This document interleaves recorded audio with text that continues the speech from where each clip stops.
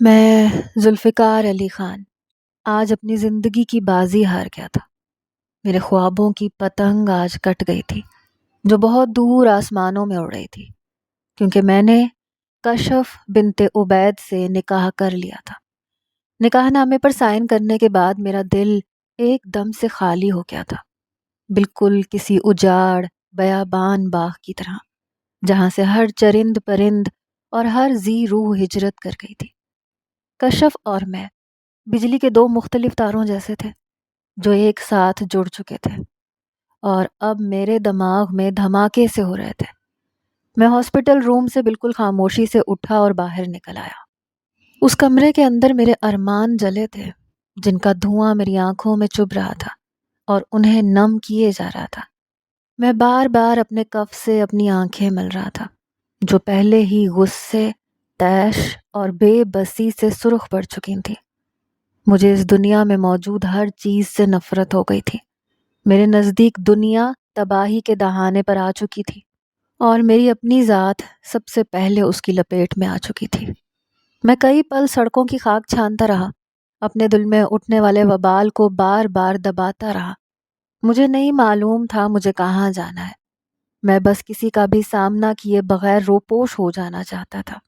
سارا دن سڑکوں کی خاک چھانتا رہا، بالآخر شام کے وقت میں گاؤں پہنچ گیا۔ میں اب ان لوگوں کا سامنا کرنا ہی نہیں چاہتا تھا۔ پیپل کے درخت کے نیچے اپنا منجی بسترا بچھایا اور لیٹ گیا۔ میں نے یہ تہیہ کر لیا تھا کہ چاہے کشف اب میرے نکاح میں ہے، مگر میں وہاں کبھی نہیں جاؤں گا۔ بس ایک فرض تھا جو ادا ہو چکا تھا۔ میں اپنی ماں کی حکم عدولی نہیں کر سکتا تھا، اس لیے اپنے وجود کی قربانی دے دی، مگر یہ قربانی بہت بھاری تھی، اس کا بوجھ میں سہ نہیں پا رہا تھا۔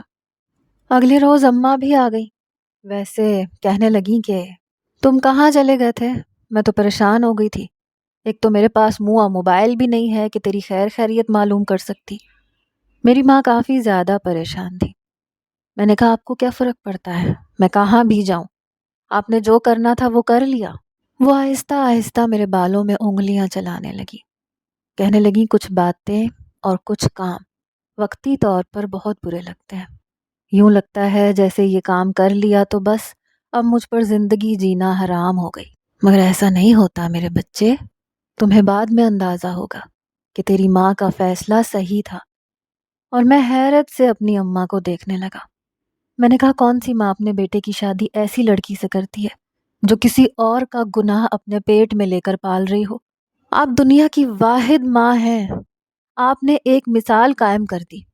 میں نے جیسے انہیں خراج تحسین پیش کیا۔ کہنے لگی زیادہ جذباتی ہونے کی ضرورت نہیں ہے، اور ہاں میں تمہیں مجبور نہیں کروں گی کہ اپنی بیوی کے پاس جایا کرو یا اسے یہاں پر لے کر آؤ، کیونکہ سبینہ بھی یہی چاہتی ہے کہ جب تک بچہ پیدا نہیں ہو جاتا وہ اسی کے ساتھ رہے، مگر تم کبھی فراموش مت کرنا کہ وہ تمہاری بیوی ہے۔ میں نے کہا مجھے کوئی فرق نہیں پڑتا وہ کہاں بھی رہے، میں اسے دیکھنا تک نہیں چاہتا امی۔ امی کچھ دیر تو مجھے دیکھتی رہی، پھر خاموشی سے وہاں سے اٹھ گئی، کیونکہ انہیں لگتا تھا کہ مجھے سمجھانا اتنا آسان نہیں ہے۔ دن یوں ہی گزرتے رہے، گرمیوں کی چھٹیاں ختم ہونے کے قریب تھی اور اب تو مجھے شہر جانا ہی تھا، مگر میں نے فیصلہ کر لیا تھا کہ میں ہاسٹل میں رہوں گا یا پھر گاؤں سے ہی آتا جاتا رہوں گا۔ سبینہ پھپھو کی طبیعت اب سنبھل چکی تھی، شاید انہوں نے اپنی بیٹی کو میرے سر ڈالنے کے لیے ڈرامہ رچایا تھا، اب تو انہیں ٹھیک ہونا ہی تھا۔ میں حد درجہ بدگمان ہو رہا تھا۔ اماں نے اس کے بعد مجھے کبھی نہیں کہا کہ تم شہر چلے جاؤ، اور اس موضوع پر ہماری بات بھی نہیں ہوئی، اس لیے گھر میں سکون تھا۔ میری چھٹیاں ختم ہوئیں تو اماں نے پھر سے واویلا میں جانا شروع کر دیا کہ تم وہاں چلے جاؤ۔ میں نے کہا اماں آپ مجھ سے وعدہ کریں، آپ کبھی مجھے مجبور نہیں کریں گی، ویسے بھی میں اس گھر میں نہیں جانا چاہتا، میں ہاسٹل میں رہوں گا۔ اماں شکوہ کناں نظروں سے مجھے دیکھنے لگی، کہنے لگی زلفی تو بہت ضدی ہو گیا ہے، تیرا رویہ اور تیرا لہجہ مجھے مایوس کرنے لگا ہے۔ تیرے باپ کے مرنے کے بعد میں نے تجھے زمانے کے سرد و گرم سے بچایا تھا، ہمیشہ اپنی آغوش میں رکھا تھا، اور تو نے بھی میرا بڑا مکمل ساتھ دیا تھا، بہت اچھا نیک بچہ بن کے دکھایا تھا۔ مگر زندگی کے اس اہم موڑ پہ تو مجھ سے مقابلے بازی پر اتر آیا۔ دیکھ، تو اپنی ماں کو ناراض کر کے کبھی خوش نہیں رہ سکتا۔ اماں اب ایموشنل بلیک میلنگ پر اتر آئی تھی۔ میں نے انہیں دونوں کندھوں سے پکڑ کے کہا کہ اماں، آپ کا ہر حکم میری سر آنکھوں پر، مگر یہ ایک ایسا پڑاؤ ہے میری زندگی کا کہ میں چاہ کر بھی آپ کی فرما برداری نہیں کر سکتا، کیونکہ میرا دل اس بات کی اجازت نہیں دیتا اور نہ ہی میرا ضمیر۔ میں اتنا بھی گیا گزرا نہیں ہوں کہ ایک ایسی لڑکی کے ساتھ زندگی گزاروں جو کسی اور کے ساتھ منہ کالا کر کے آئی ہو۔ میرا لہجہ تلخ ہوا۔ اماں کچھ لمحے مجھے سکتے کے عالم میں دیکھتی رہیں، پھر میرے منہ پر تھپڑ جڑ دیا۔ کہنے لگیں، تو کس قدر بدتمیز ہو گیا، اپنی بیوی کے لیے ایسے الفاظ استعمال کر رہا ہے، وہ بیوی جو ابھی بہت چھوٹی ہے، اسے ان باتوں کا علم بھی نہیں ہے۔ میں نے کہا، آپ کو ایسا لگتا ہے، وہ مجھ سے زیادہ بڑی ہے اس معاملے میں۔ اماں کہنے لگی، جا دفع ہو جا، جو جی چاہے جہاں مرضی جاؤ، بس مجھے اپنی شکل مت دکھانا۔ اماں سے تھپڑ کھانے کے بعد میں شہر آ گیا اور ہاسٹل میں رہنے لگا جو کالج کے قریب ہی تھا۔ میں نے سوچ لیا تھا میں ٹیوشنز اور اکیڈمی وغیرہ پڑھا کے خرچہ پورا کرتا رہوں گا اور یہاں پر سکون سے پڑھائی کروں گا، کیونکہ بہت پڑھنے لکھنے کا خواب تو میری آنکھوں سے کوئی بھی نہیں چھین سکتا تھا۔ اس لیے میں نے دل سے پڑھائی کی طرف توجہ دی اور اپنے ماضی کو جھٹکنے کی کوشش کی۔ اماں کی خیریت مجھے خالہ رشیدہ سے معلوم ہوتی رہتی تھی، مگر نہ میں ان سے ملنے گیا تھا اور نہ کوئی بات کی تھی۔ میں ساری دنیا سے جیسے روٹھ چکا تھا۔ وقت یوں ہی گزرتا گیا اور پھر مجھے ایک اور بری خبر سننے کو ملی۔ پھپھو کو پھر سے ہارٹ اٹیک آیا تھا اور وہ ہاسپٹل میں تھی۔ مجھے لگا یہ بھی ان کا کوئی ڈھکوسلا ہوگا مجھے واپس بلانے کے لیے، کیونکہ پہلے بھی تو انہوں نے ایسے ہی کیا تھا، مگر پھر بھی مجھے جانا پڑا کیونکہ میرا دل ان کے لیے ایک تو پریشان اور بے چین ہو گیا تھا۔ آج بہت دنوں کے بعد میں ان سے ملا تھا۔ وہ بالکل ہڈیوں کا ڈھانچہ بن گئی تھی۔ مجھے جیسے افسوس ہوا تھا۔ ان کی حالت کافی کرٹیکل تھی، شاید انہیں کشف کا غم کھائے جا رہا تھا، اس لیے ان کی یہ حالت ہو گئی تھی، حالانکہ ان کی عمر اتنی بھی زیادہ نہیں تھی۔ اور پھر میں نے اسے دیکھا جس نے میری زندگی کو مذاق بنا کے رکھ دیا تھا، مگر وہ کشف پہلے والی کشف سے بہت مختلف تھی۔ آنکھوں کے نیچے گہرے سیاہ حلقے، بالکل جیسے بیمار اور لاغر سی۔ نہ جانے اسے کیا غم کھائے جا رہا تھا یا شاید کھا چکا تھا۔ اس نے نظر اٹھا کر میری جانب دیکھا۔ اس کی آنکھوں میں زخمی پن میں آرام سے دیکھ سکتا تھا۔ آج پہلی بار اس نے مجھے نفرت سے نہیں دیکھا تھا، بلکہ ان نظروں میں کچھ اور ہی تھا، اور میں وہیں پر جامد ہو کر رہ گیا۔ مجھے پہلی بار افسوس ہوا کہ شاید میں نے کچھ غلط کر دیا ہے۔ اگر میں نے کشف کو اپنانے کا فیصلہ کیا ہی تھا تو پھر بھاگنا نہیں چاہیے تھا، بلکہ حالات کا مقابلہ کرنا چاہیے تھا۔ مگر خیر، اب ان سوچوں کا وقت نہیں تھا۔ پھپھو 2 دن ہاسپٹل میں رہنے کے بعد ہمیشہ ہمیشہ کے لیے دنیا چھوڑ کر چلی گئی، اور میں تو جیسے ٹوٹ گیا۔ نہ جانے کیسا ملال تھا جس نے مجھے گھیر لیا۔ کہیں پھپھو میری وجہ سے تو دنیا چھوڑ کے نہیں چلی گئی، کیونکہ میں اس حد تک سفاک ہو چکا تھا کہ پلٹ کر ان کی کوئی خبر نہیں لی۔ کشف کا تو صدمے سے برا حال تھا۔ وہ بار بار بے ہوش ہو رہی تھی، اماں اسے سنبھال رہی تھی۔ مجھے پہلی بار اسے دیکھ کر افسوس ہوا تھا کہ اتنی چھوٹی عمر میں وہ کیسے کیسے دوراہے سے گزری ہے۔ اماں ابھی بھی مجھ سے بات نہیں کر رہی تھی اور میں الگ پریشان تھا۔ پھپھو کی تدفین کے بعد اماں شہر میں ہی کشف کے ساتھ رک گئی اور مجھے بھی وہیں رہنا تھا، کیونکہ میں نے اس کو اپنا مقدر سمجھ کے قبول کرنے کا فیصلہ کر لیا تھا۔ میں نے اماں سے معافی مانگی، مگر وہ شاید ابھی پھپھو کے غم میں نڈھال تھی، اس لیے وہ مجھے اتنی آسانی سے معاف نہیں کرنا چاہتی تھی۔ اور کشف سے تو میں ویسے ہی بات نہیں کر رہا تھا، اور نہ ہی وہ مجھ سے۔ اس کی حالت بہت زیادہ خراب تھی، بار بار غشی کے دورے پڑ جاتے، اماں کو اسے سنبھالنا بہت مشکل ہو جاتا تھا۔ ایک دن وہ کچن میں کچھ بناتے ہوئے زور سے چکرا کے گری۔ اس سے پہلے کہ میں اسے تھامتا، وہ فرش پر منہ کے بل گر چکی تھی۔ میرے چہرے پر ہوائیاں اڑ رہی تھیں۔ میں نے جلدی سے اماں کو پکارا، ہم دونوں نے اسے اٹھایا، ہاسپٹل لے گئے۔ پھر کشف کی حالت بہت زیادہ خراب تھی، اسے ایڈمٹ کر دیا گیا، مگر جو بری خبر ڈاکٹر نے ہمیں سنائی اسے سن کر اماں بالکل سکتے میں رہ گئی۔ میں بھی گمسم سا ہو کے رہ گیا، کیونکہ کشف کا بچہ نہیں رہا تھا، اس دنیا میں آنے سے پہلے ہی اپنی موت مر گیا تھا۔ شاید اسے بھی اندازہ ہو چکا تھا کہ دنیا میں آنے کے بعد اس کے ساتھ کیسا برتاؤ کیا جائے گا، کیونکہ وہ ایک بے شناخت بچہ تھا۔ مگر نہ جانے میرے دل میں کیوں گہرا ملال ہوا تھا، میں نہیں چاہتا تھا کہ ایسا ہو جائے، اور ویسے بھی اس میں بچے کا کیا قصور تھا، مگر جو ہونا تھا وہ ہو چکا تھا۔ میں نے اماں کو تسلی دی اور کہا کہ ہم دونوں مل کر کشف کو سنبھالیں گے۔ میں آپ سے وعدہ کرتا ہوں، آپ کی ہر بات مانوں گا، کشف کو اپنانے کی کوشش کروں گا۔ اماں نے بے یقین نظروں سے مجھے دیکھا، کہنے لگی تو بہت بدل گیا ہے زلفی، اب تیری کسی بات پر اعتبار نہیں آتا۔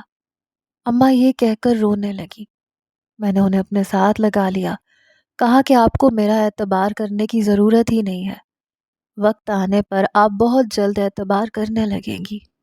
کشف کو ہوش آیا تو وہ بہت ہی زیادہ اجڑی ہوئی حالت میں تھی، بار بار ہذیانی انداز میں رونے اور چلانے لگتی۔ پہلے اس نے ماں کا غم سہا، اب بچے کے چلے جانے کا۔ اماں نے اسے بہت سہارا دیا تھا، بہت دلاسا دیا تھا کہ شاید یہی مقدر میں تھا، مگر وہ اس مقدر کو ماننے کو تیار نہ تھی، اور میرے اندر تو اتنی ہمت نہیں تھی کہ اسے بڑھ کے تھام لیتا، اس کا سہارا بنتا۔ نہ جانے وہ اب بھی مجھ سے نفرت کرتی ہے یا نہیں، کہیں اسے میرا قریب آنا برا نہ لگے۔ ہم کشف کو گھر لے کر آ گئے۔ وہ سارا دن کمرے میں بند رہتی، نہ کچھ کھاتی تھی نہ پیتی تھی۔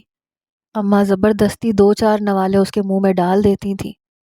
وہ صرف 2 ہی کام کرتی تھی، روتی تھی اور بے ہوش ہو جاتی تھی، اس کی حالت سنبھلنے کا نام نہیں لے رہی تھی۔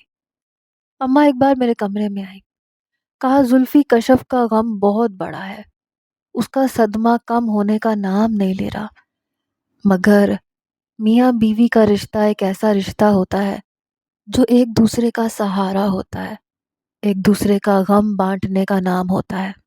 یہ رشتہ اللہ تعالیٰ نے بنایا ہے، اور اس رشتے میں اتنی طاقت رکھی ہے کہ دونوں میاں بیوی بڑے سے بڑا غم اور بڑی سے بڑی آزمائش بھی مل بانٹ کر پار کر لیتے ہیں۔ میں چاہتی ہوں تم کشف کے قریب جانے کی کوشش کرو، اسے سہارا دو، تسلی دو۔ ایک مرد کا سہارا عورت کے لیے بہت بڑی چیز ہوتی ہے، کیونکہ کشف نے کبھی بھی باپ کی محبت اور شفقت نہیں پائی، نہ اسے یہ پتا ہے کہ مرد کا سہارا کتنا بڑا ہوتا ہے۔ اسے جو اپنی زندگی میں پہلا مرد ملا اسی پر محبت کر بیٹھی، اندھا اعتبار کر بیٹھی، حالانکہ اسے تو اس عمر میں شاید علم بھی نہ ہو کہ وہ کیا کر بیٹھی ہے یا کیا کرنے والی ہے۔ مگر میں تمہیں یقین دلاتی ہوں وہ دل کی بری نہیں ہے، تم اسے وہ محبت دو جو اس کا حق ہے، تو وہ اپنا آپ تم پر وار دے گی۔ اس کے غم میں شریک ہو کر تو دیکھو، وہ تمہیں بری نہیں لگے گی۔ میں اماں کی باتیں خاموشی سے سنتا رہا اور سر جھکا دیا۔ میں نے کہا اماں میں پوری کوشش کروں گا کشف کو واپس زندگی کی طرف لانے کی، کیونکہ مجھے بھی افسوس ہے جو کچھ اس کے ساتھ ہوا ہے۔ اماں کچھ لمحے مجھے دیکھتی رہیں، پھر میرے کندھوں سے پکڑا اور کہا میری آنکھوں میں دیکھ کر بولو، تم محض ترس نہیں کھا رہے ہو کشف پر، میں چاہتی ہوں تم کشف کو دل سے اپناؤ، نہ کہ اس پہ ترس کھا کے۔ اس کی ساری غلطیاں معاف کر دو، خدا بھی تو اپنے بندوں کے بڑے بڑے جرم معاف کر دیتا ہے نا، بندوں میں بھی تو تھوڑا سا رحم ہونا چاہیے کہ وہ ان غلطیوں کو معافی دے دیں جن پر وہ بہت پچھتا رہے ہیں۔ میں اماں کی بات سن کر مطمئن ہو گیا، کہنے لگا آپ پریشان مت ہو، مجھے بس تھوڑا سا وقت لگے گا، اور کشف کو بھی یہ غم غلط کرنے میں عرصہ لگے گا، کیونکہ وہ مجھ سے نفرت کرتی ہے۔ اگر میں ابھی اس کے قریب جاؤں گا تو وہ اپنا سارا غصہ، وحشت مجھ پہ نکال دے گی، مگر میں آپ سے وعدہ کرتا ہوں کہ آہستہ آہستہ میں اس کے دل سے ہر غم اور تکلیف مٹا دوں گا۔ یہ میرا آپ سے وعدہ ہے۔ نہ جانے میں خود بھی نہیں جانتا تھا کہ میں کیا بول رہا ہوں، بس الفاظ خود بخود میری زبان سے نکلتے جا رہے تھے۔ شاید یہ میرے دل کی کیفیت تھی یا صرف اماں کو تسلی دینے کے الفاظ، اس وقت میں نہیں جانتا تھا۔ میں اپنے کمرے میں آ گیا اور بہت دیر تک چھت کو گھورتا رہا۔ جو طوفان ہماری زندگیوں میں آ چکے تھے ان کے اثرات مٹانا اتنا آسان نہیں تھا۔ ہاں، البتہ وقت سب سے بڑا مرہم ہوتا ہے۔ میں اپنے آپ کو بھی وقت دینا چاہتا تھا اور کشف کو بھی، اور اماں کا بھی ساتھ بہت زیادہ تھا۔ اماں نے اسے بالکل ماؤں کی طرح رکھا ہوا تھا، اس کے ہر لاڈ اٹھا رہی تھی، اس کا غصہ سہ رہی تھی۔ کبھی کبھی وہ اماں پر چیخنے چلانے لگتی تھی، کہتی تھی تم پینڈو ہو، نکمے لوگ ہو، نکلو میرے گھر سے، میں تم لوگوں کی شکل بھی نہیں دیکھنا چاہتی، تم لوگوں نے مجھے برباد کر دیا۔ مگر اماں کا دل نہ جانے پتھر کا بنا ہوا تھا یا ان کا ظرف بہت بڑا تھا، اس لیے وہ کشف کی باتوں کو مسکرا کر نظر انداز کر دیتی، پھر اس کے بال سہلانے لگتی، اسے اپنے سینے سے لگا لیتی، اور کشف ننھے بچوں کی طرح اماں کے سینے سے لگ کے سو جاتی۔ میں تو ان دونوں کے تعلق پر حیران رہ گیا تھا۔ البتہ میں ایسا نہیں کر سکتا تھا۔ میں ابھی کشف کے قریب جانے کی ہمت خود میں نہیں جتا سکتا تھا۔ میرا کالج میں دوسرا سال چل رہا تھا۔ پہلے سال کی کارکردگی کافی اچھی تھی، اس لیے مجھے امید تھی کہ میں دوسرا سال بھی بہت اچھے مارکس سے پاس کر لوں گا، اور اس کے بعد شاید میں اپنے روشن مستقبل کے کچھ خوابوں کی تعبیر لیے سر پیر مارنے لگوں، کیونکہ ہم غریب لوگوں کے پاس سوائے محنت کرنے کے اور کوئی چیز نہیں ہوتی جو ہمیں اوپر پہنچا سکتی ہے۔ یہی محنت اور لگن میں جاری رکھے ہوئے تھا، مگر میں نے اس دوران کشف کو ایک لمحے کے لیے بھی ذہن سے نہیں جھٹکا تھا۔ ہمارا تعلق بہت عجیب تھا، بالکل سمجھ سے باہر۔ پہلے پہلے میں اسے سوچتا تھا تو میرا حلق تک کڑوا ہو جاتا تھا، مگر اب جب میں سوچتا تھا تو دل خالی سا ہو جاتا تھا۔ نہ جانے میں نے اماں کو تو کہہ دیا تھا کہ میں اسے دل سے اپنانا چاہتا ہوں، مگر میرا دل ابھی بھی بے ایمانی پر اترا ہوا تھا۔ میرے دل سے کوئی آواز نہیں نکل رہی تھی جو اس تعلق کو کوئی نام دے سکے۔ میں زیادہ تر اس کے سامنے جاتا ہی نہیں تھا، اور اگر کبھی ہمارا آمنا سامنا ہو بھی جاتا تھا تو وہ مجھے ایک گھوری ڈال کر اپنے کمرے میں چلی جاتی تھی۔ وہ تو جیسے مجھ سے جی بھر کر ناراض تھی، جیسے اس کا ہر جرم صرف اور صرف میری ذات سے منسوب ہے۔ اماں اور کشف کا تعلق کافی حد تک بہتر ہو گیا تھا۔ وہ ہر وقت اماں کے ارد گرد منڈلاتی رہتی تھی اور اماں اس کے ارد گرد منڈلاتی رہتی تھی، اور میں ان دونوں کو بس دور سے خاموشی سے دیکھتا رہتا تھا۔ وہ ابھی تک بچی ہی تھی، اس میں اتنی میچیورٹی نہیں آئی تھی، اس لیے وہ اس غم سے باہر آ رہی تھی، یا شاید مجھے لگتا تھا کہ وہ نارمل ہو رہی ہے، ورنہ جانے وہ میرے ساتھ نارمل رہ پاتی یا نہیں۔ میں چاہتا تھا کہ وہ مجھ پر غصہ نکالے جیسے پہلے پہلے اماں پہ نکالتی تھی، مجھے ڈانٹے، اور پھر یہ غصہ سارا کا سارا اس کے اندر سے باہر نکل آئے اور اس کا دل میرے متعلق بھی صاف ہو جائے۔ مگر یہی تو مسئلہ تھا، وہ مجھ سے کچھ کہتی نہیں تھی، نہ بات کرتی تھی، بس آنکھوں میں نفرت بھر کر دیکھتی اور چلی جاتی۔ اماں بھی مجھے اکسانے لگی کہ تم کوئی پیش قدمی کرو، تم ایک جوان جہان لڑکے ہو، لڑکوں کو تو بہت زیادہ داؤ آتے ہیں لڑکیوں کو ہاتھ میں کرنے کے، نہ جانے تم کس پر چلے گئے ہو۔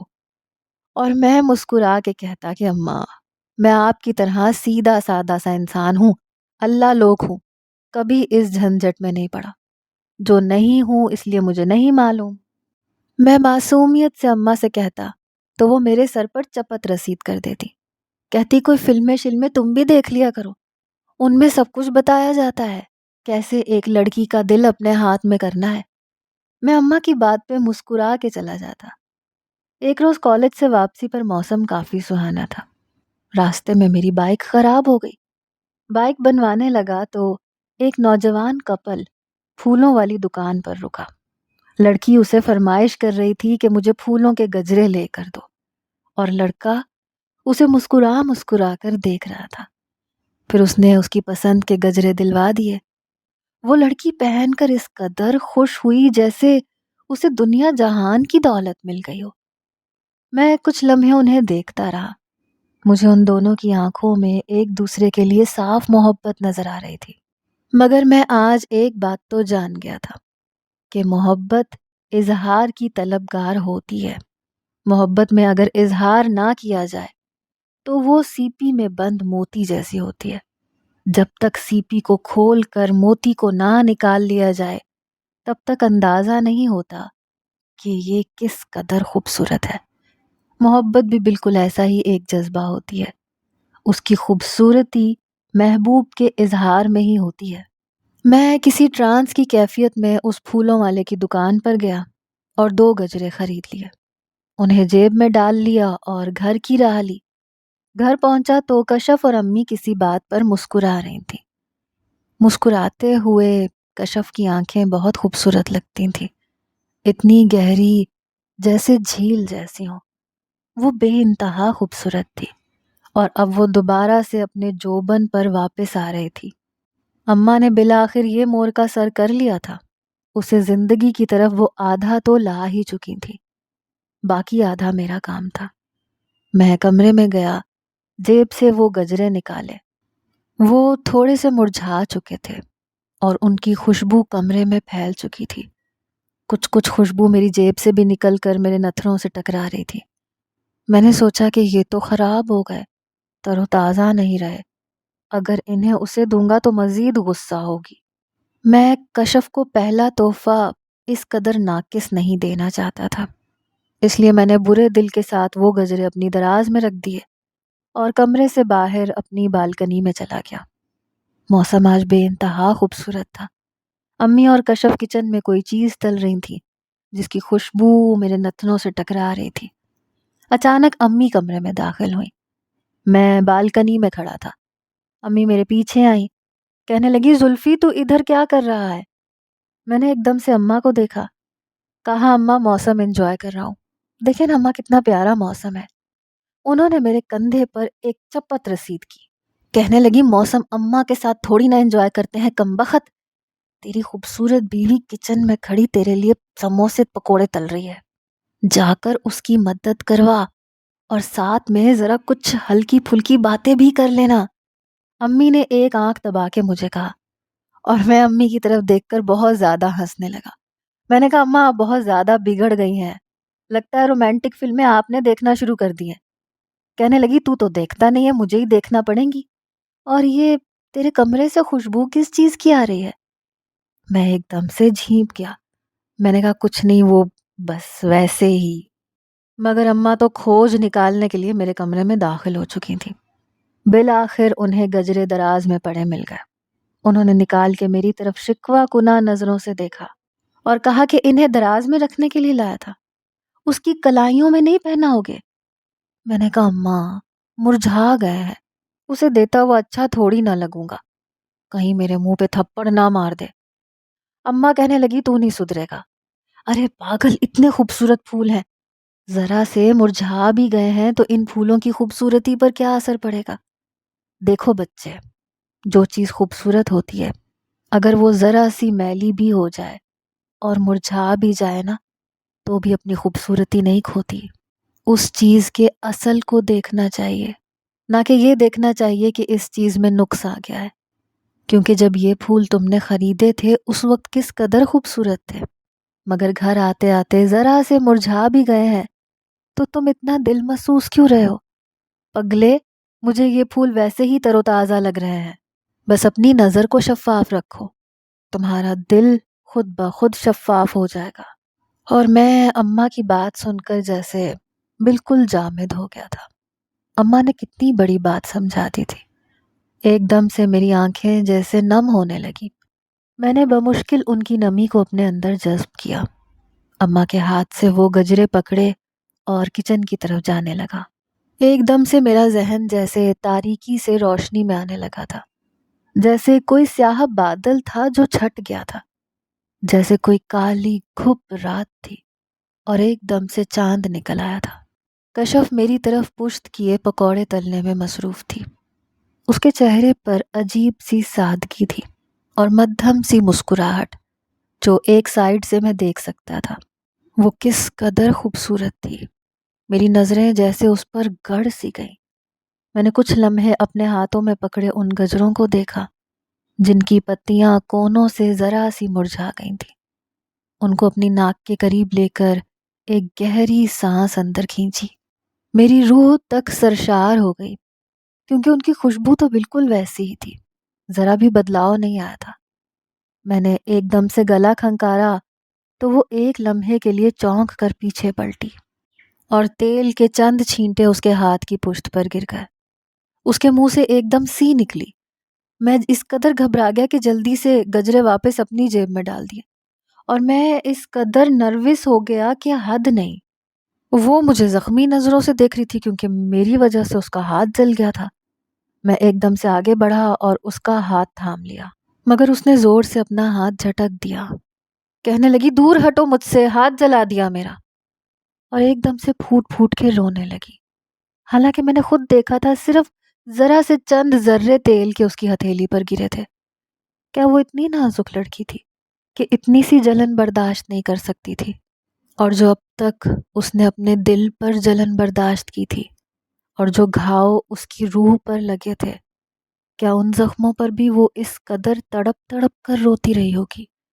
میرے دل کو ایک دم سے جیسے کسی نے مٹھی میں جکڑ لیا۔ میں آہستہ آہستہ اس کے قریب گیا۔ میں نے کہا کشف، ریلیکس، سب کچھ ٹھیک ہے، کچھ بھی نہیں ہوا، بس تھوڑا سا زخم ہے، ابھی ٹھیک ہو جائے گا۔ میں نے دوبارہ سے آہستہ سے اس کے دونوں ہاتھ پکڑ لیے۔ اس کے ہاتھ میرے ہاتھوں میں کپ کپانے لگے، مگر وہ ہراساں نظروں سے مجھے دیکھ رہی تھی۔ وہ جو کبھی جنگلی بلی ہوا کرتی تھی، مجھے دور سے دیکھ کے غرانے لگتی تھی، آج وہ ڈر اور خوف سے مجھے دیکھ رہی تھی۔ وہ کس قدر بدل گئی تھی۔ میں کچھ لمحے اس کی آنکھوں میں دیکھتا رہا جس میں سے آنسو بہہ رہے تھے۔ میں نے کہا کشف، سب کچھ ٹھیک ہے، کچھ بھی نہیں بگڑا، بس ذرا سا زخم ہے نا، ابھی ٹھیک ہو جائے گا۔ میں اس کی آنکھوں میں آنکھیں ڈال کر دیکھ رہا تھا اور نہ جانے کس کیفیت میں بول رہا تھا۔ اب وہ ہچکیوں سے رونے لگی، کہنے لگی کچھ زخم کبھی بھی ٹھیک نہیں ہوتے، چاہے ان پر جتنا بھی مرہم رکھ لیا جائے، وہ گھاؤ کبھی نہیں بھرتے۔ میں نے کہا ایسا کوئی زخم نہیں جس کا کوئی مرہم نہ ہو، اور ایسا کوئی گھاؤ نہیں جو بھر نہ سکے۔ تمہارے سارے زخم اور سارے گھاؤ ایک مسیحا کے منتظر ہے، اور وہ مسیحا تمہارا منتظر ہے کہ کب تم اسے اجازت دو اور کب وہ تمہارے زخم بھرتے۔ کیا تم اسے اجازت نہیں دو گی؟ میں نے اپنے انگوٹھوں کی پوروں سے اس کے ہاتھ کی پشت کو مسلا۔ میں دیکھ سکتا تھا کہ اس کے اندر ایک واضح تبدیلی آئی تھی۔ میں نے کہا اگر تم اپنے دل کی کھڑکی کو ذرا سا کھولو تو تازہ ہوا اندر آ سکتی ہے۔ کیا تم اپنے دل کو اس بات کی اجازت نہیں دیتی کہ وہ پھر سے دھڑکنے لگے، جو کب سے تمہارے سینے کے اندر پتھر کا بن چکا ہے؟ تمہارا حق بھی ہے کہ تم خوش رہو، اور میرا حق بھی ہے کہ میں بھی خوش رہ سکوں، اور یہ تبھی ممکن ہے جب ہم ایک دوسرے کی غلطیوں کو معاف کر کے ایک دوسرے کے زخموں پر مرہم لگائیں، کیونکہ یہ ایک اکیلے انسان کے بس کی بات نہیں۔ اس کی آنکھوں کے ساتھ میری آنکھیں بھی نم ہونے لگی تھیں۔